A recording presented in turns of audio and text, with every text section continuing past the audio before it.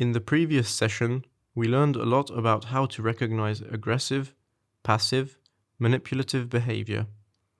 In this lesson, you can learn about assertive rights and the most important features of assertive communication. Learn how to use assertive communication and behavior. Let's see some of the many ways to say no. The justified no. The person gives an extremely concise explanation of the reason. The reason is honest and does not act as an excuse. No, thank you for the invitation. I don't like going to jazz concerts. The no that may or may not come later.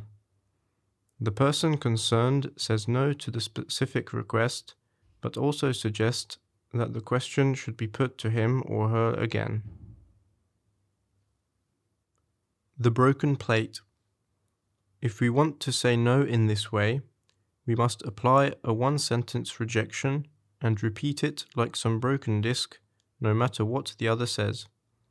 This technique can be especially helpful when dealing with very aggressive or manipulative people who do not accept our rejection. You can do whatever it is that you want to do without explaining your reasons to others. Also, do not apologize simply because the other one expects you to apologize or because they try to make you feel guilty. Only offer your apologies if you are internally motivated to do so.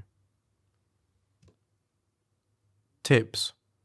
Do not apologize for who you are, for what you want to achieve, your likes and dislikes, or for your actions that did not cause any harm to others. Do not apologize often for insignificant things. You will likely be perceived as passive. You have the right to make mistakes and take responsibility for them. You don't have to be perfect. We all make mistakes of all kinds, and we have the right to do so. At the same time, we have to take responsibility for them. Do not allow others to make you feel guilty for things that are a normal part of a person's life. We are not perfect, and that is okay. For most of our mistakes, we have the chance to make them right.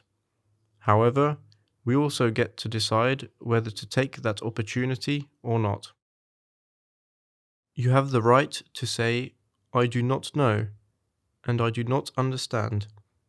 Not knowing is not something to be ashamed of. One should not expect absolute knowledge on a subject from anyone, themselves included. It is okay to say that you do not have knowledge on a topic or that you haven't reached a conclusion in a certain matter. It is also okay to ask for additional information when trying to understand or gain knowledge on a subject.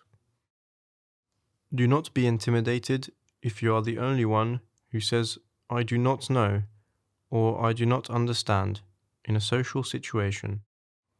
All of us have our own pace to react and learn, and we also have different interests and pursue different goals. Change your competition-oriented mentality into a growth-oriented mindset. Stop seeing winners and losers and see growth opportunities instead. You have the right to disagree with others. You are entitled to different opinions. Different does not imply worse or better. Some opinions may be proven as incorrect, but we still have the right to hold and express them. Try to mainly entertain and express informed opinions, meaning that it is preferable to have knowledge on a subject before conveying a message or conclusion about it.